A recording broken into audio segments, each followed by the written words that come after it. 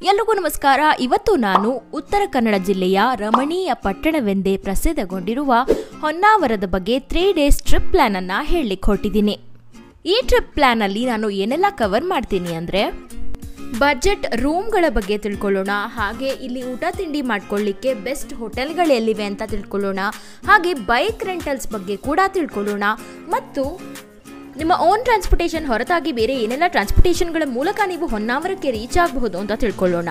ಹಾಗೆ 3 ದಿನಗಳಲ್ಲಿ 15 ಪ್ಲೇಸಸ್ಗೆ ಹೋಗಿ ವಿಸಿಟ್ ಮಾಡೋದು ಹೇಗೆ ಅಂತ ತಿಳ್ಕೊಳ್ಳೋಣ, ಮತ್ತು ಈ 15 ಪ್ಲೇಸಸ್ಗಳ ಬಗ್ಗೆ ಸಂಪೂರ್ಣ ಮಾಹಿತಿಯನ್ನು ಕೂಡ ನಾನು ಈ ವಿಡಿಯೋದಲ್ಲಿ ಕವರ್ ಮಾಡ್ತೀನಿ. ಈ ವಿಡಿಯೋ ನಿಮಗೆ ತುಂಬಾನೇ ಉಪಯುಕ್ತವಾಗಲಿದೆ, ಆದ್ದರಿಂದ ಈಗಲೇ ಈ ಚಾನಲ್ಗೆ ಸಬ್ಸ್ಕ್ರೈಬ್ ಆಗಲಿಕ್ಕೆ ಮಿಸ್ ಮಾಡಬೇಡಿ. ಹಾಗೆ ಈ ವಿಡಿಯೋನ ನಿಮ್ಮ ಫ್ರೆಂಡ್ಸ್ ಅಂಡ್ ಫ್ಯಾಮಿಲಿಗೆ ಶೇರ್ ಮಾಡಲಿಕ್ಕೂ ಕೂಡ ಮರಿಬೇಡಿ. ಬೆಂಗಳೂರಿಂದ ಹೊನ್ನಾವರಕ್ಕೆ 456 ಕಿಲೋಮೀಟರ್ಸ್ ಆಗುತ್ತೆ. ಹಾಗೆ ಈ ಕಿಲೋಮೀಟರ್ಸ್ ವೇರಿ ಕೂಡ ಆಗಬಹುದು. ಅಕಸ್ಮಾತ್ ನೀವು ದಾವಣಗೆರೆ ಮೂಲಕ ಹೊನ್ನಾವರಕ್ಕೆ ರೀಚ್ ಆಗ್ತಾ ಇದ್ದೀರಾ ಅಂದರೆ ಒಂದಷ್ಟು ಕಿಲೋಮೀಟರ್ಸ್ ಎಕ್ಸ್ಟ್ರಾ ನೀವು ಟ್ರಾವೆಲ್ ಮಾಡಬೇಕಾಗತ್ತೆ. ಆದ್ರಿಂದ ನೀವು ಚಿಕ್ಕಮಗಳೂರು, ಶಿವಮೊಗ್ಗ ಈ ಸೈಡಿಂದ ಟ್ರಾವೆಲ್ ಮಾಡಿದ್ದಲ್ಲಿ 456 ಕಿಲೋಮೀಟರ್ಸ್ ಮಾತ್ರ ಆಗುತ್ತೆ. ಹೊನ್ನಾವರ ಅಂತೂ ತುಂಬಾ ಅದ್ಭುತವಾದ ತಾಣ ಅಂತಾನೆ ಹೇಳಬಹುದು. ಹೊನ್ನಾವರ ಅಂತೂ ತನ್ನ ಅದ್ಭುತವಾದ ಪ್ರಾಕೃತಿಕ ದೃಶ್ಯಾವಳಿಗಳಿಂದ ಹೆಸರುವಾಸಿಯಾಗಿದೆ. ಎಷ್ಟೋ ಜನರು ಹೊನ್ನಾವರದಲ್ಲಿ ಪ್ರವಾಸಿ ತಾಣಗಳು ಇವೆಯಾ ಅಂತ ಯೋಚನೆ ಮಾಡ್ತಿರ್ತಾರೆ, ಆದ್ರೆ ಹೊನ್ನಾವರದಲ್ಲಂತೂ ಪ್ರವಾಸಿ ತಾಣಗಳಿಗೆ ಕೊರತೆನೇ ಇಲ್ಲ. ಇಲ್ಲಂತೂ ಜಲಪಾತಗಳು, ಪ್ರಾಚೀನ ದೇವಾಲಯಗಳು, ಘರ್ಜಿಸುವ ಕಡಲ ತೀರಗಳಿವೆ. ಒಂದೊಂದು ತಾಣವೂ ತುಂಬಾ ಅದ್ಭುತ ಅಂತಾನೆ ಕರೆಯಲ್ಪಡುತ್ತೆ. ಅರಬ್ಬಿ ಸಮುದ್ರದ ತೀರದಲ್ಲಿ ಶರಾವತಿ ನದಿಯ ದಂಡೆಯಲ್ಲಿ ಸ್ಥಿತವಾಗಿರುವ ಈ ಪಟ್ಟಣ ಐತಿಹಾಸಿಕ ಪ್ರದೇಶ ಕೂಡ ಹೌದು. ಐತಿಹಾಸಿಕವಾಗಿ ಗಮನಿಸಿದ್ರೆ ಗೇರುಸೊಪ್ಪೆಯ ಚನ್ನಭೈರಾದೇವಿ ಈ ಪ್ರದೇಶವನ್ನ ಆಳಿದ ದಾಖಲೆಗಳು ಇತಿಹಾಸದ ಪುಟಗಳಲ್ಲಿ ನಮಗೆ ಕಾಣಲು ಸಿಗ್ತವೆ. ಪುರಾತನ ಕಾಲದಿಂದಲೂ ಪ್ರಸಿದ್ಧಿ ಹೊಂದಿರುವ ಯಕ್ಷಗಾನ ಕಲೆ ಹಾಗೂ ತಾಳಮದ್ದಳೆ ಕಾರ್ಯಕ್ರಮ ಇಲ್ಲಿಯ ವೈಶಿಷ್ಟ್ಯತೆಯಾಗಿದೆ. ಹಾಗೆ ಹೊನ್ನಾವರ ಅಂತೂ ಅನೇಕ ಪ್ರವಾಸಿ ಆಕರ್ಷಣೆಗಳಿಂದ ತುಂಬಿದೆ. ಪ್ರಕೃತಿಯನ್ನ ಆರಾಧಿಸುವವರಿಗೆ ಮತ್ತು ಶಾಂತಿಯನ್ನ ಬಯಸಿ ಹೋಗುವ ಜನರಿಗೆ ಈ ಪಟ್ಟಣ ಅಂತೂ ತುಂಬಾನೇ ಸೂಕ್ತವಾದದ್ದು ಅಂತ ಹೇಳಲಾಗುತ್ತೆ. ಹೊನ್ನಾವರ ಅಂತೂ ಪಶ್ಚಿಮ ಘಟ್ಟಗಳ ಗುಪ್ತ ನಿಧಿ ಅಂತಾನೆ ಕರೆಯಲ್ಪಡುತ್ತೆ. ಇಷ್ಟೊಂದು ಅದ್ಭುತವಾದ ಪ್ರಕೃತಿಯನ್ನ ನೀವು ಒಮ್ಮೆ ಆದ್ರೂ ಕಾಣಲೇಬೇಕು. ಹೊನ್ನಾವರಕ್ಕೆ ನೀವು ನಿಮ್ಮ ಓನ್ ವೆಹಿಕಲ್ಸ್ ಮೂಲಕ ಆರಾಮಾಗಿ ರೀಚ್ ಆಗಬಹುದು. ಹಾಗೆ ಇಲ್ಲಿಗೆ ನೀವು ಬಸ್ಸು ಅಥವಾ ಟ್ರೈನ್ಗಳ ಮೂಲಕ ಹೋಗಬೇಕು ಅಂತ ಅನ್ಕೊಂಡಿದ್ರೆ ಆರಾಮಾಗಿ ನೀವು ಮೆಜೆಸ್ಟಿಕ್ ಇಂದ ಡೈರೆಕ್ಟ್ ಟ್ರೈನ್ಗಳು ಅಥವಾ ಡೈರೆಕ್ಟ್ ಬಸ್ಸಸ್ಗಳನ್ನು ಬುಕ್ ಮಾಡಿಕೊಂಡು ಹೊನ್ನಾವರ ರೈಲ್ವೆ ಸ್ಟೇಷನ್ಗೆ ರೀಚ್ ಆಗಬಹುದು. ಹಾಗೆ ಇಲ್ಲಿಗೆ ಹೋದಾಗ ನೀವು ಬೈಕ್ಗಳನ್ನು ರೆಂಟ್ಗೆ ತಗೊಳ್ತಾ ಇದ್ದೀರಾ ಅಂದರೆ ಹೊನ್ನಾವರದಿಂದ ಕೇವಲ 1.2 ಕಿಲೋಮೀಟರ್ ದೂರ ಇರುವಂತಹ ಸಾರಾ ಬೈಕ್ ರೆಂಟಲ್ಗೆ ನೀವು ರೀಚ್ ಆಗಿ.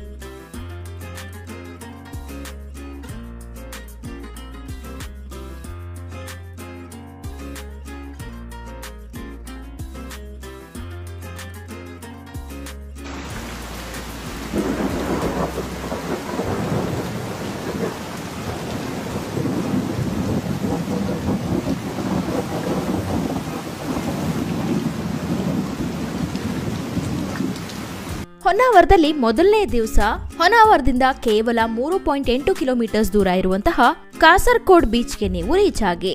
ಕಾಸರಗೋಡು ಬೀಚ್ ಅನ್ನಂತೂ ತುಂಬಾನೇ ಕ್ಲೀನ್ ಆಗಿ ಮೇಂಟೈನ್ ಮಾಡಿರೋದ್ರಿಂದ ಇದಕ್ಕೆ ಬ್ಲೂ ಫ್ಲಾಗ್ ಬೀಚ್ ಎಂಬ ಒಂದು ಪದವಿ ಕೂಡ ಸಿಕ್ಕಿದೆ. ಹಾಗೆ ಇದಕ್ಕೆ ಕರ್ನಾಟಕದ ಮೊದಲ ಬ್ಲೂ ಫ್ಲಾಗ್ ಬೀಚ್ ಎಂಬ ಸ್ಥಾನಮಾನವನ್ನು ಕೂಡ ಕೊಡಲಾಗಿದೆ.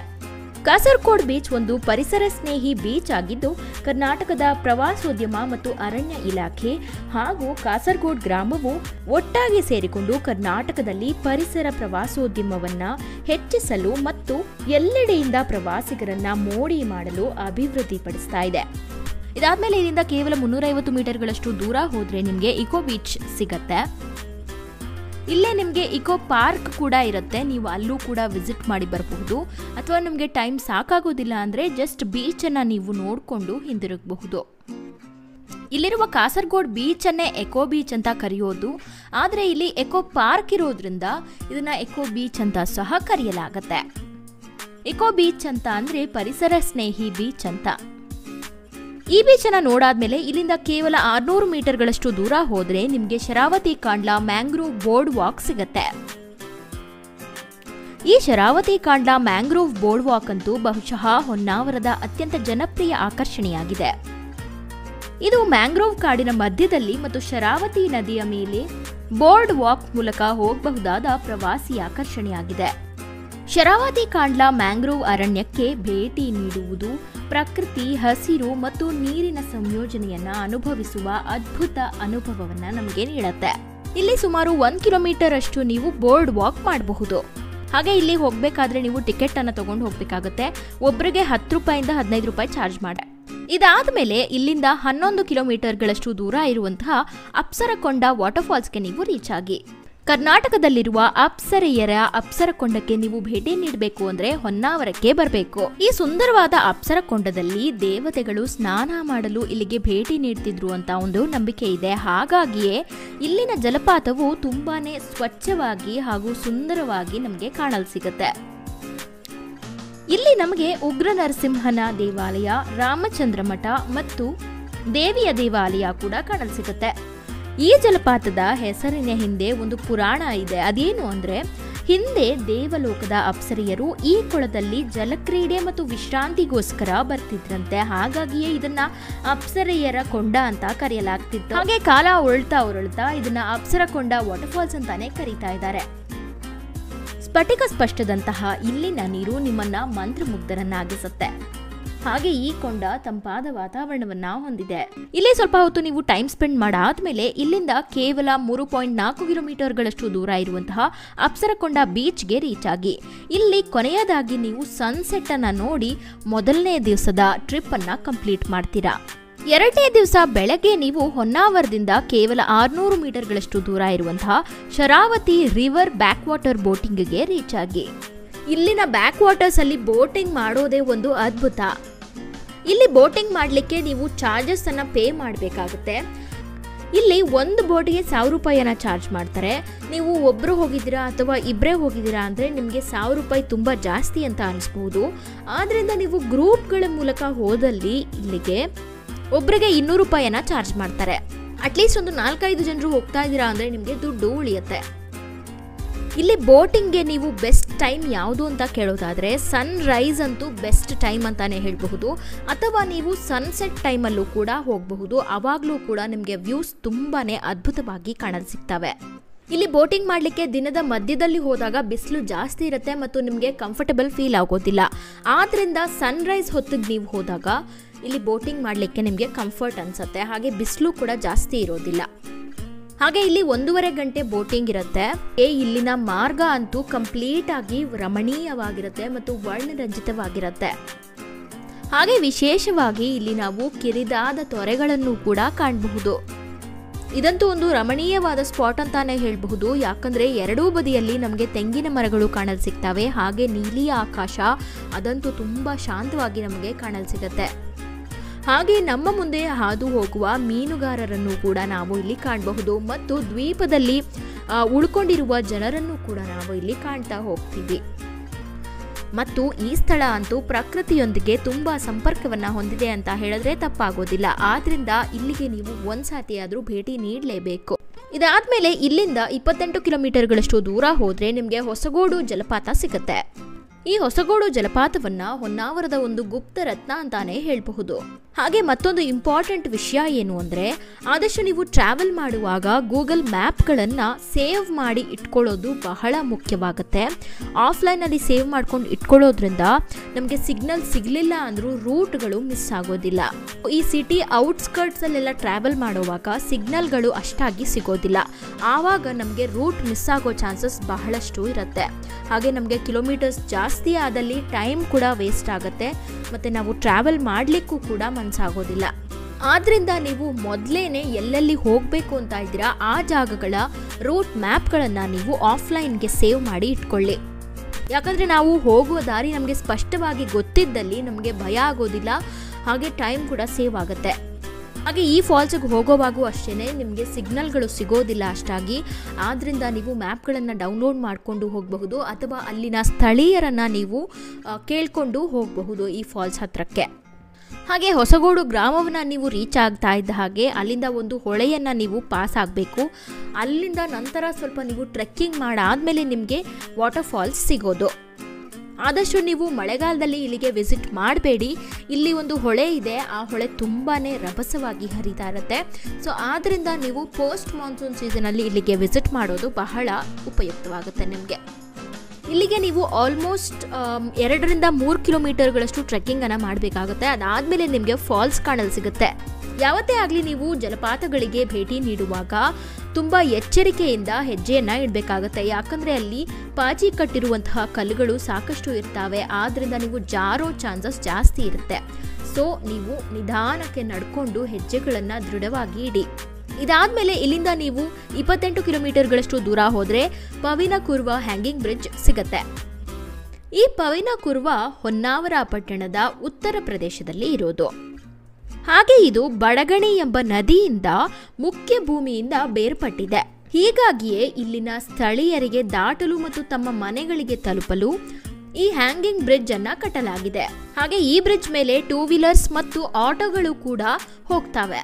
ಹಾಗೆ ಈ ಬ್ರಿಡ್ಜ್ ಮೇಲೆ ನೀವು ನಿಂತ್ಕೊಂಡು ಫೋಟೋಗ್ರಾಫ್ಸ್ ಅನ್ನ ಕ್ಲಿಕ್ ಮಾಡ್ಕೋಬಹುದು ಮತ್ತು ಆ ಕಡೆ ಈ ಕಡೆ ಪಕ್ಕದಲ್ಲಿ ನೋಡಿದಾಗ ನಿಮಗೆ ಸುಂದರವಾದ ನದಿ ನೋಟಗಳು ಕಾಣಲು ಸಿಗ್ತವೆ. ಈ ಹ್ಯಾಂಗಿಂಗ್ ಬ್ರಿಡ್ಜ್ ಅನ್ನ ನೋಡಾದ್ಮೇಲೆ ಇಲ್ಲಿಂದ 22 ಕಿಲೋಮೀಟರ್ಗಳಷ್ಟು ದೂರ ಹೋದ್ರೆ ನಿಮಗೆ ಶ್ರೀ ಇಡಗುಂಜಿ ಮಹಾಗಣಪತಿ ದೇವಾಲಯ ನೋಡಲು ಸಿಗುತ್ತೆ. ಈ ಇಡಗುಂಜಿಯ ದೇವಾಲಯವು ಹೊನ್ನಾವರ ತಾಲೂಕಿನ ಪ್ರಮುಖ ಆಕರ್ಷಣೀಯ ಹಾಗೂ ಭಕ್ತಿಪೂರ್ವಕವಾದ ಸ್ಥಳವಾಗಿದೆ. ಸುಮಾರು 1500 ವರ್ಷಗಳಿಗೂ ಅಧಿಕ ಐತಿಹ್ಯವನ್ನ ಹೊಂದಿರುವ ಇಡಗುಂಜಿಯ ಈ ಪುರಾತನ ಗಣಪತಿ ದೇವಸ್ಥಾನವು ಕರ್ನಾಟಕದ ಕರಾವಳಿ ಭಾಗದ ಪ್ರಮುಖ ಆಕರ್ಷಣೀಯ ಪ್ರವಾಸಿ ತಾಣಗಳಲ್ಲಿ ಒಂದಾಗಿದೆ. ಈ ಸ್ಥಳವು ತನ್ನ ಸುಂದರವಾದ ಗಣಪತಿಯ ವಿಗ್ರಹದಿಂದಾಗಿ ತನ್ನದೇ ಆದ ಹೆಸರನ್ನ ಗಳಿಸಿಕೊಂಡಿದೆ. ಈ ಇಡಗುಂಜಿ ಎಂಬ ಪದವು ಎಡಕುಂಜ ಎನ್ನುವ ಪದದಿಂದ ಬಂದಿದ್ದು, ಈ ಎಡಕುಂಜ ಕ್ಷೇತ್ರದ ಮಹತ್ವವನ್ನ ಸ್ಕಂದ ಪುರಾಣದಲ್ಲಿ ಬರುವ ಸಹ್ಯಾದ್ರಿ ಖಂಡದಲ್ಲಿ ಉಲ್ಲೇಖಿಸಲಾಗಿದೆ. ಎಡ ಅಂದ್ರೆ ಎಡಕ್ಕೆ ಮತ್ತು ಕುಂಜ ಅಂದ್ರೆ ಉದ್ಯಾನ ಅಂತ ಅರ್ಥ. ಶರಾವತಿ ನದಿಯ ಎಡದಡದಲ್ಲಿ ಈ ಸ್ಥಳವು ಇರೋದ್ರಿಂದ ಇದನ್ನ ಇಡಗುಂಜಿ ಎಂಬ ಹೆಸರಿನಿಂದ ಕರೆಯಲಾಗುತ್ತೆ. ಈ ದೇವಾಲಯವು ಒಂದು ಪ್ರಮುಖ ಯಾತ್ರಾ ಸ್ಥಳವಾಗಿರೋದ್ರಿಂದ ವರ್ಷಕ್ಕೆ 1 ದಶಲಕ್ಷಕ್ಕೂ ಹೆಚ್ಚು ಭಕ್ತರನ್ನ ನಾವು ಇಲ್ಲಿ ಕಾಣಬಹುದು. ಇಡಗುಂಜಿ ದೇವಾಲಯವು ತನ್ನ ಶಕ್ತಿಯಿಂದ ಪ್ರಸಾರವನ್ನ ಹೊಂದಿದ್ದಷ್ಟೇ ಅಲ್ಲದೆ ವಿಸ್ತಾರದಲ್ಲೂ ಕೂಡ ಸಾಕಷ್ಟು ದೊಡ್ಡದಾಗಿದೆ. ಈ ದೇವಾಲಯದ ಇನ್ನೊಂದು ಆಕರ್ಷಣೆ ಅಂದ್ರೆ ಅದು ಕಪ್ಪು ಶಿಲೆಯಿಂದ ಮಾಡಿದ ಗಣೇಶನ ವಿಗ್ರಹವಾಗಿದೆ. ಈ ದೇವಾಲಯದಲ್ಲಿನ ಗಣೇಶನ ವಿಗ್ರಹವು ನಿಂತ ಭಂಗಿಯಲ್ಲಿ ಕಾಣಲು ಸಿಗುತ್ತೆ. ನಿಂತ ಭಂಗಿಯಲ್ಲಿರುವ ಗಣೇಶನ ವಿಗ್ರಹವು ನೋಡಲು ಸಿಗೋಕೆ ಬಹಳ ಅಪರೂಪ. ಇಲ್ಲಿನ ಗಣಪತಿ ವಿಗ್ರಹವನ್ನ ಮಹೋದಭಾರಿ ಶ್ರೀ ವಿನಾಯಕ ದೇವರು ಎಂದು ಕರೆಯಲಾಗುತ್ತೆ. ಇಲ್ಲಿನ ವಿನಾಯಕನ ಮೂರ್ತಿಯು ದ್ವಿಭುಜ ಭಂಗಿ ಅಂದ್ರೆ 2 ಕೈಗಳನ್ನ ಅಥವಾ ಭುಜಗಳನ್ನ ಒಳಗೊಂಡಿದೆ. ಮೂರ್ತಿಯ ಬಲಗೈಯಲ್ಲಿ ಕಮಲದ ಹೂ ಮತ್ತು ಎಡಗೈಯಲ್ಲಿ ಮೋದಕವನ್ನ ಹೊಂದಿದ್ದು, ಇಲ್ಲಿ ನಾವು ಗಣೇಶನ ವಾಹನವಾದ ಮೂಷಿಕನನ್ನ ನೋಡಲು ಸಾಧ್ಯವಿಲ್ಲ. ಹಾಗೆ ನಿಮಗೆ ಎಷ್ಟೇ ಕಷ್ಟಗಳಿದ್ರೂ ಎಷ್ಟೇ ನೀವು ಪ್ರಯತ್ನ ಪಡ್ತಾ ಇದ್ರೂ ಅದು ಸಾಧಿಸ್ಲಿಕ್ಕಾಗ್ತಾ ಇಲ್ಲ ಅಥವಾ ಆ ಕಷ್ಟಗಳು ದೂರ ಆಗ್ತಾ ಇಲ್ಲ ಅಂತ ಆದರೆ ಈ ಗಣೇಶನಲ್ಲಿ ನೀವು ಒಮ್ಮೆ ಪ್ರಾರ್ಥಿಸಿದ್ರೆ ಸಾಕು, ಅವನು ನಿಮ್ಮ ಕಷ್ಟಗಳನ್ನೆಲ್ಲ ದೂರ ಮಾಡಿಬಿಡ್ತಾನೆ. ಹೊನ್ನಾವರಕ್ಕೆ ಹೋದಾಗಂತೂ ನೀವು ಇಡಗುಂಜಿ ಗಣಪತಿ ದೇವಾಲಯಕ್ಕೆ ವಿಸಿಟ್ ಮಾಡದೆ ಹಿಂದಿರುಗಲೇಬಾರ್ದು. ಯಾಕಂದರೆ ಈ ದೇವಾಲಯ ಅಷ್ಟು ಪ್ರಾಮುಖ್ಯತೆ ಮತ್ತು ಶಕ್ತಿಯನ್ನು ಹೊಂದಿದೆ. ಮತ್ತೊಂದೇನು ಅಂದರೆ, ನೀವೇನಾದರೂ ಬ್ರಿಡ್ಜಿಗೆ ಹೋಗೋದು ಬೇಡ ಅಂತ ಅಂದ್ಕೊಂಡಿದ್ರೆ ಡೈರೆಕ್ಟಾಗಿ ಹೊಸಗೋಡು ಫಾಲ್ಸಿಂದ ಇಡಗುಂಜಿ ಮಹಾಗಣಪತಿ ದೇವಾಲಯಕ್ಕೆ ನೀವು ರೀಚ್ ಆಗಿಬಿಡಿ. ಹೊಸಗೋಡು ಫಾಲ್ಸಿಂದ ಇಡಗುಂಜಿಗೆ 43 ಕಿಲೋಮೀಟರ್ಸ್ ಆಗುತ್ತೆ. ಈಗ ನೀವು ಇಡಗುಂಜಿ ಮಹಾಗಣಪತಿ ದೇವಾಲಯದಿಂದ ಮುರುಡೇಶ್ವರ ಸ್ಕೂಬಾ ಡೈವಿಂಗ್ಗೆ ಹೋಗ್ಬೋದು. ಇದಂತೂ ಒಂದು ಬೆಸ್ಟ್ ಪ್ಲ್ಯಾನ್ ಅಂತಾನೆ ಹೇಳ್ಬೋದು. ಸ್ಕೂಬಾ ಡೈವಿಂಗ್ ಕೂಡ ನೀವು ಮಾಡ್ದಂಗೆ ಆಗತ್ತೆ ಹೊನ್ನಾವರಕ್ಕೆ ಹೋದಾಗ. ಸೊ ನೀವು ಪವಿನ ಕುರ್ವ ಬ್ರಿಡ್ಜನ್ನು ಸ್ಕಿಪ್ ಮಾಡೋದು ಕೂಡ ನಿಮಗೆ ಒಳ್ಳೆಯದೇ. ಯಾಕಂದರೆ ನೀವು ಇಲ್ಲಿ ಸ್ಕೂಬಾ ಡೈವಿಂಗ್ ಕೂಡ ಮಾಡಬಹುದು. ಅಕಸ್ಮಾತ್ ನಿಮಗೆ ಸ್ಕೂಬಾ ಡೈವಿಂಗ್ ಮಾಡೋ ಅಷ್ಟು ಟೈಮ್ ಇಲ್ಲ ಅಥವಾ ನಾವು ಈಗ ಬೇಡ ನೆಕ್ಸ್ಟ್ ಟೈಮ್ ಮಾಡ್ತೀವಿ ಅಂತ ಇದ್ದರೆ ನೀವು ಪವಿನ ಕುರ್ವ ಬ್ರಿಡ್ಜನ್ನು ವಿಸಿಟ್ ಮಾಡ್ಬೋದು.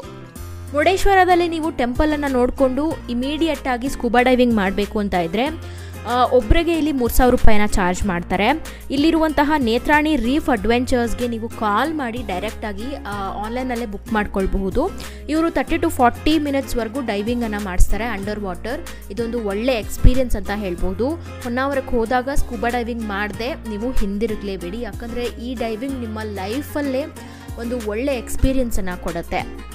ಮುರುಡೇಶ್ವರದಲ್ಲಿ ಸ್ಕೂಬಾ ಡೈವಿಂಗ್ ಮಾಡಾದ್ಮೇಲೆ ಇಲ್ಲಿಂದ ನೀವು 22 ಕಿಲೋಮೀಟರ್ಸ್ ದೂರ ಹೋದರೆ ನಿಮಗೆ ಕೊಡ್ಲಮನೆ ಶ್ರೀ ಮಹಾವಿಷ್ಣು ದೇವಾಲಯ ಸಿಗತ್ತೆ. ಈ ಕೊಡ್ಲಮನೆ ಪುರಾತನ ತೀರ್ಥಕ್ಷೇತ್ರ ಮತ್ತು ಹಿಂದೂ ಯಾತ್ರಾ ಸ್ಥಳವಾಗಿದ್ದು ಇಲ್ಲಿ ಶ್ರೀ ವಿಷ್ಣುವಿನ ದೇವಾಲಯವನ್ನ ನಾವು ಕಾಣಬಹುದು. ಇದು ಸುಂದರವಾದ ಬೆಟ್ಟದ ಕಾಡಿನಲ್ಲಿದೆ. ಈ ದೇವಾಲಯ ಕಾಡಿನ ಮಧ್ಯೆ ಇರೋದ್ರಿಂದ ನಮಗೆ ಒಂದು ಸೊಗಸಾದ ಅನುಭವ ಮತ್ತು ದೈವಿಕ ಭಾವವನ್ನ ಮೂಡಿಸುತ್ತೆ.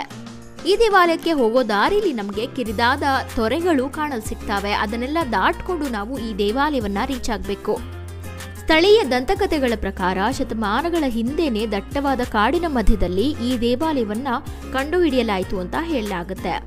ಈ ದೇವಾಲಯವಂತೂ ತುಂಬಾನೇ ಸುಂದರವಾಗಿರೋದ್ರಿಂದ ಯಾತ್ರಾರ್ಥಿಗಳನ್ನ ಭಕ್ತಿಯ ಲೋಕಕ್ಕೆ ಕರೆದೊಯ್ಯುತ್ತೆ.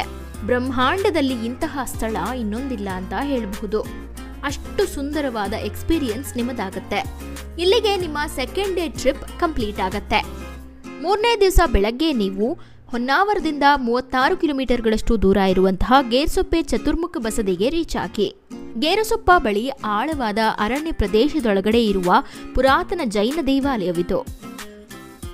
ಈ ಬಸದಿ ಗೇರುಸೊಪ್ಪ ಎಂಬ ಒಂದು ಸಣ್ಣ ಗ್ರಾಮದಲ್ಲಿರೋದ್ರಿಂದ ಇದನ್ನ ಗೇರುಸೊಪ್ಪೆ ಚತುರ್ಮುಖ ಬಸದಿ ಎಂದೇ ಕರೆಯಲಾಗುತ್ತೆ. ಈ ದೇವಾಲಯವನ್ನ ಕ್ರಿಸ್ತಶಕ 12ನೇ ಶತಮಾನದಲ್ಲಿ ನಿರ್ಮಿಸಲಾಗಿದೆ. ಇದನ್ನಂತೂ ಜೈನ ತೀರ್ಥಂಕರರು ಅಥವಾ ಆಧ್ಯಾತ್ಮಿಕ ನಾಯಕರಿಗೆ ಸಮರ್ಪಿಸಲಾಗಿದೆ. ಈ ದೇವಾಲಯವು ಈ ಪ್ರದೇಶದ ಪ್ರಮುಖ ಜೈನ ದೇವಾಲಯಗಳಲ್ಲಿ ಒಂದಾಗಿದೆ ಎಂದು ಪರಿಗಣಿಸಲಾಗಿದೆ. ಚತುರ್ಮುಖ ಬಸದಿ ದೇವಾಲಯವು ತನ್ನ ವಾಸ್ತುಶಿಲ್ಪದ ಸೌಂದರ್ಯ ಮತ್ತು ಸಂಕೀರ್ಣ ಕೆತ್ತನೆಗಳಿಗೆ ಹೆಸರುವಾಸಿಯಾಗಿದೆ. ಈ ದೇವಾಲಯವನ್ನ ದಕ್ಷಿಣ ಭಾರತದ ಸಾಂಪ್ರದಾಯಿಕ ವಾಸ್ತುಶಿಲ್ಪ ಶೈಲಿಯಲ್ಲಿ ನಿರ್ಮಿಸಲಾಗಿದೆ. ಈ ದೇವಾಲಯವು 4 ಪ್ರವೇಶ ದ್ವಾರಗಳನ್ನ ಹೊಂದಿವೆ. ಹಾಗೆ ಈ 4 ಪ್ರವೇಶ ದ್ವಾರಗಳು ವಿಭಿನ್ನವಾಗಿವೆ. ಈ ದೇವಾಲಯವು ಇತರ ಸಣ್ಣ ದೇವಾಲಯಗಳು ಮತ್ತು ಜೈನ ದೇವತೆಗಳು ಹಾಗೆ ಸಂತರ ಶಿಲ್ಪಿಗಳನ್ನ ಹೊಂದಿದೆ. ಹಾಗೆ ಇದನ್ನ ಐತಿಹಾಸಿಕ ಮತ್ತು ಕಲಾತ್ಮಕ ಮೌಲ್ಯವೆಂದೇ ಪರಿಗಣಿಸಲಾಗಿದೆ. ಈ ದೇವಾಲಯವನ್ನ ನೀವು ನೋಡಾದ್ಮೇಲೆ ಇಲ್ಲಿಂದ ಕೇವಲ 12 ಕಿಲೋಮೀಟರ್ಗಳಷ್ಟು ದೂರ ಹೋದ್ರೆ ನಿಮಗೆ ಬಂಗಾರ ಕುಸುಮ ಫಾಲ್ಸ್ ಸಿಗತ್ತೆ. ಆದರೆ ನೀವು ಇಲ್ಲಿ ಒಂದೇ ದಿನದಲ್ಲಿ ಅಷ್ಟು ದೂರ ಫಾಲ್ಸ್ವರೆಗೂ ಟ್ರೆಕ್ಕಿಂಗ್ ಮಾಡಿಕೊಂಡು ಹೋಗೋಕೆ ಆಗೋದಿಲ್ಲ. ಆದ್ರಿಂದ ನೀವು ದೂರದಿಂದಾನೇ ಈ ಫಾಲ್ಸ್ನ ವ್ಯೂ ಪಾಯಿಂಟ್ಗೆ ನೀವು ರೀಚ್ ಆಗಬಹುದು. ಆದ್ರಿಂದ ನೀವು ಚತುರ್ಮುಖ ಬಸದಿ ದೇವಾಲಯದಿಂದ ಬಂಗಾರ ಕುಸುಮ ಫಾಲ್ಸ್ ವ್ಯೂ ಪಾಯಿಂಟ್ಗೆ ಹೋಗಿ ರೀಚ್ ಆಗಿ ಆ ವ್ಯೂ ಪಾಯಿಂಟ್ ಅಲ್ಲಿ ನಿಂತ್ಕೊಂಡು ಈ ಫಾಲ್ಸ್ನ ರಮಣೀಯ ದೃಶ್ಯಗಳನ್ನ ಕಣ್ತುಂಬಿಸ್ಕೊಳ್ಬಹುದು. ಈ ಫಾಲ್ಸ್ ಹತ್ತಿರ ಹೋಗಬೇಕು ಅಂದ್ರೆ ಸುಮಾರಷ್ಟು ಗಂಟೆಗಳು ನೀವು ಟ್ರೆಕ್ಕಿಂಗ್ ಅನ್ನ ಮಾಡಿದ ಮೂಲಕನೇ ಈ ಫಾಲ್ಸ್ ಅನ್ನ ರೀಚ್ ಆಗೋದು. ಸೊ ನೀವು ಒಂದೇ ದಿನದಲ್ಲಿ ಇದನ್ನ ರೀಚ್ ಆಗಲಿಕ್ಕೆ ಆಗೋದಿಲ್ಲ, ತುಂಬಾನೇ ಕಷ್ಟ ಆಗುತ್ತೆ. ಆದ್ರಿಂದ ನೀವು ವ್ಯೂ ಪಾಯಿಂಟ್ಗೆ ಹೋಗಿ ಅಲ್ಲಿಂದಾನೇ ಫಾಲ್ಸ್ ಅನ್ನ ನೋಡಬಹುದು. ಈ ಫಾಲ್ಸ್ ಅನ್ನ ನೋಡಾದ್ಮೇಲೆ ಇಲ್ಲಿಂದ ನೀವು 8.8 ಕಿಲೋಮೀಟರ್ಗಳಷ್ಟು ದೂರ ಹೋದ್ರೆ ಶ್ರೀ ಬಂಗಾರಮಕ್ಕಿ ವೀರಾಂಜನೇಯ ಸ್ವಾಮಿ ದೇವಾಲಯ ನಿಮಗೆ ಸಿಗತ್ತೆ. ಈ ದೇವಾಲಯ ಅಂತೂ ನಮಗೆ ತೆಂಗು, ಬಾಳೆ ಹಾಗೆ ಘಟ್ಟಗಳ ಮಧ್ಯದಲ್ಲಿ ಪ್ರಶಾಂತವಾದ ಸ್ಥಳದಲ್ಲಿ ಕಾಣಲು ಸಿಗತ್ತೆ. ಇಲ್ಲಿನ ಸ್ಥಳೀಯರು ಈ ದೇವಾಲಯವನ್ನ ಶ್ರೀ ಕ್ಷೇತ್ರ ಬಂಗಾರಮಕ್ಕಿ ಅಂತಾನೆ ಕರೀತಾರೆ. ಮತ್ತೊಂದು ವಿಶೇಷತೆ ಏನು ಅಂದ್ರೆ ಈ ದೇವಾಲಯದ ಧರ್ಮದರ್ಶಿಗಳಾದ ಮಾರುತಿ ಗುರುಜಿಯವರ ಮೈ ಮೇಲೆ ಆಂಜನೇಯ ಸ್ವಾಮಿ ಆಹ್ವಾನಗೊಂಡು ಭಕ್ತರ ಕಷ್ಟಗಳನ್ನೆಲ್ಲ ಆಲಿಸ್ತಾನೆ ಎಂಬ ನಂಬಿಕೆ ಕೂಡ ಇದೆ. ಹಾಗೆ ಆ ಕಷ್ಟಗಳಿಗೆಲ್ಲ ಪರಿಹಾರಗಳನ್ನು ಕೂಡ ಅವನು ನೀಡ್ತಾನೆ ಎಂಬ ಅಗಾಧವಾದ ನಂಬಿಕೆಯ ಮೇರೆಗೆ ಇಲ್ಲಿ ಸಾವಿರಾರು ಭಕ್ತಾದಿಗಳು ಬಂದು ತಮ್ಮ ಕಷ್ಟಗಳನ್ನ ಹೇಳ್ಕೊಳ್ತಾರೆ. ಇದನ್ನ ದರ್ಶನ ಸೇವೆ ಅಂತ ಕರೆಯಲಾಗುತ್ತೆ. ಹಾಗೆ ಈ ದರ್ಶನ ಸೇವೆಯಲ್ಲಿ ಆಂಜನೇಯ ಸ್ವಾಮಿ ಮಾರುತಿ ಗುರುಜಿಯ ಮೂಲಕ ಭಕ್ತರೊಡನೆ ಮಾತನಾಡ್ತಾನೆ ಅಂತ ಕೂಡ ನಂಬಲಾಗುತ್ತೆ. ಇಲ್ಲಿ ಪ್ರತಿ ಶುಕ್ರವಾರ, ಶನಿವಾರ, ಭಾನುವಾರ ಮತ್ತು ಸೋಮವಾರಗಳಂದು ಈ ದರ್ಶನ ಸೇವೆಯನ್ನ ಮಾಡಲಾಗುತ್ತೆ. ಈ ದರ್ಶನಕ್ಕಾಗಿ ರಾಜ್ಯದ ಮೂಲೆ ಮೂಲೆಗಳಿಂದಲೂ ಸಹ ಭಕ್ತಾದಿಗಳು ಬಂದು ಆಂಜನೇಯನ ದರ್ಶನವನ್ನ ಪಡ್ಕೊಂಡು ಹೋಗ್ತಾರೆ. ಹಾಗೆ ಅವರ ಸಂಕಷ್ಟಗಳಿಗೆಲ್ಲ ಪರಿಹಾರವನ್ನು ಕೂಡ ತಗೊಂಡು ಹೋಗ್ತಾರೆ. ಹಾಗಾಗಿ ಈ ಪ್ರಸಿದ್ಧ ಮತ್ತು ವಿಶೇಷವಾದ ದೇವಾಲಯಕ್ಕೆ ನೀವು ಒಮ್ಮೆ ಆದರೂ ಭೇಟಿ ನೀಡಬೇಕು. ಈ ದೇವಾಲಯವನ್ನ ನೋಡಾದ್ಮೇಲೆ ಇಲ್ಲಿಂದ 11 ಕಿಲೋಮೀಟರ್ಗಳಷ್ಟು ದೂರ ಹೋದ್ರೆ ನಿಮಗೆ ಶರಾವತಿ ವ್ಯಾಲಿ ವ್ಯೂ ಪಾಯಿಂಟ್ ಸಿಗತ್ತೆ. ಇಲ್ಲಿ ನಿಂತ್ಕೊಂಡು ನೋಡುವ ಶರಾವತಿ ನದಿಯ ವ್ಯೂ ನಿಮಗೆ ತುಂಬಾನೇ ಸೊಗಸಾದ ಎಕ್ಸ್ಪೀರಿಯನ್ಸ್ ಅನ್ನ ಕೊಡುತ್ತೆ. ಈ ವ್ಯೂ ಪಾಯಿಂಟ್ ಅಲ್ಲಿ ನಿಂತ್ಕೊಂಡಾಗ ನಿಮಗೆ ಅಕ್ಕಪಕ್ಕ ಸುತ್ತಲೂ ದಟ್ಟವಾದ ಅರಣ್ಯ ಮತ್ತು ಮಧ್ಯದಲ್ಲಿ ಶರಾವತಿ ನದಿ ಹರಿಯೋದನ್ನ ಕಾಣಬಹುದು. ಈ ವ್ಯೂ ಪಾಯಿಂಟ್ ಅನ್ನ ನೋಡ್ಲಿಕ್ಕೆ ಸಾಕಾದಷ್ಟು ಪ್ರವಾಸಿಗರು ಹೋಗ್ತಾನೆ ಇರ್ತಾರೆ. ಯಾಕಂದ್ರೆ ಈ ವ್ಯೂ ಪಾಯಿಂಟ್ ಅಷ್ಟು ಅದ್ಭುತವಾದದ್ದು. ಇದಾದ್ಮೇಲೆ ಇಲ್ಲಿಂದ 18 ಕಿಲೋಮೀಟರ್ಗಳಷ್ಟು ದೂರ ಹೋದ್ರೆ ನಿಮ್ಗೆ ಜೋಗ್ ಫಾಲ್ಸ್ ಸಿಗತ್ತೆ. ಸಾಯೋದಕ್ಕೂ ಮುನ್ನ ನೋಡು ಜೋಗದ ಗುಂಡಿ ಎಂಬ ಸಾಲನ್ನ ನಾವು ಕೇಳೇ ಇರ್ತೀವಿ. ಈ ಜಲಪಾತ ಅಂತೂ ಉತ್ತರ ಕನ್ನಡ ಹಾಗೂ ಶಿವಮೊಗ್ಗ ಜಿಲ್ಲೆಗಳ ಗಡಿಭಾಗದಲ್ಲಿದೆ. ಈ ಜಲಪಾತವನ್ನ ನೋಡಲು 2 ಕಣ್ಣುಗಳು ಸಾಲೋದಿಲ್ಲ, ಅಷ್ಟು ಸೊಬಗನ್ನ ಈ ಜಲಪಾತ ಹೊಂದಿದೆ. ಪಶ್ಚಿಮ ಘಟ್ಟ ಶ್ರೇಣಿಯಲ್ಲಿ ಹುಟ್ಟಿ ಪಶ್ಚಿಮಾಭಿಮುಖವಾಗಿ ಹರಿಯುವ ಶರಾವತಿ ನದಿ ಇಲ್ಲಿ ರಾಜ, ರಾಣಿ, ರೋರರ್ ಮತ್ತು ರಾಕೆಟ್ ಎಂಬ 4 ಭವ್ಯವಾದ ಜಲಪಾತದ ರೂಪದಲ್ಲಿ 829 ಅಡಿಗಳಷ್ಟು ಎತ್ತರದಿಂದ ಇಲ್ಲಿ ಧುಮ್ಮಿಕ್ಕತ್ತೆ. ಈ ಜೋಗ ಜಲಪಾತ ದೇಶದ ಅತಿ ಎತ್ತರದ ಜಲಪಾತವಾಗಿದ್ದು ದಟ್ಟವಾದ ನಿತ್ಯ ಹರಿದ್ವರ್ಣ ಕಾಡುಗಳ ನಡುವೆ ಇದೆ. ಈ ಜಲಪಾತ ಕಾಡಿನ ಮಧ್ಯೆ ಇರೋದ್ರಿಂದ ಇಲ್ಲಿನ ಭೇಟಿ ನಿಮಗೆ ವಿಶಿಷ್ಟ ಅನುಭವವನ್ನ ನೀಡುತ್ತೆ. ಈ ಫಾಲ್ಸ್ ಅನ್ನ ನೋಡ್ಲಿಕ್ಕಾಗಿ ಮೆಟ್ಟಿಲುಗಳನ್ನ ನಿಮಗೆ ಮಾಡಲಾಗಿದೆ. ಅದರ ಮೂಲಕ ನೀವು ಹೋಗಿ ಈ ಫಾಲ್ಸ್ ಅನ್ನ ನೋಡಬಹುದು. ಹೀಗೆ ಆ ಮೆಟ್ಲ ಮೇಲೆ ಹೋಗ್ತಾ ಇರುವಾಗೆ ನಿಮ್ಮ ಮೈ ಮೇಲೆ ಬೀಳುವ ನೀರಿನ ಹನಿಗಳು ನಿಮ್ಮನ್ನ ವಿಶಿಷ್ಟ ಲೋಕಕ್ಕೆ ಕೊಂಡೊಯ್ಯುತ್ತೆ. ಹಾಗೆ ಇಲ್ಲಿನ ಮೆಟ್ಟಿಲುಗಳನ್ನ ನೀವು ಇಳಿಯೋವಾಗ ತುಂಬಾನೇ ಸಾವಧಾನದಿಂದ ಇಳಿಬೇಕಾಗತ್ತೆ. ಯಾಕಂದ್ರೆ ಒಂದು ಹೆಜ್ಜೆ ನೀವು ತಪ್ಪಿ ಇಟ್ಟರೂ ಕೂಡ ಮುಗ್ಗರಿಸಿ ಬೀಳೋ ಚಾನ್ಸಸ್ ಜಾಸ್ತಿ ಇರತ್ತೆ. ಈ ಜಾಗಕ್ಕೆ ನೀವು ಭೇಟಿ ನೀಡಿದಾಗ ಕನ್ನಡದ ಮುಂಗಾರು ಮಳೆ ಚಲನಚಿತ್ರದ ನೆನಪು ನಿಮಗಾಗತ್ತೆ. ಮುಂಗಾರು ಋತುವಿನಲ್ಲಿ ಈ ಜಲಪಾತಕ್ಕೆ ನೀವು ಭೇಟಿ ನೀಡಿದಾಗ ಇಲ್ಲಿನ ಸೌಂದರ್ಯದ ರೋಚಕತೆಯ ಅನುಭವ ನಿಮ್ಮದಾಗತ್ತೆ. ಧುಮ್ಮಿಕ್ಕಿ ಹರಿಯುವ ಜಲಪಾತದ ನೀರು, ಹಾಲಿನಂತಹ ನೊರೆ, ಆಗಾಗ ಮೂಡುವ ಕಾಮನಬಿಲ್ಲು, ಮಳೆ, ಸುತ್ತ ಹಚ್ಚ ಹಸಿರಿನ ರಾಶಿ, ಇಂತಹ ಅನುಭವವನ್ನ ನೀವು ಇನ್ನೆಲ್ಲೂ ನೋಡಿರ್ಲಿಕ್ಕೆ ಸಾಧ್ಯ ಇಲ್ಲ.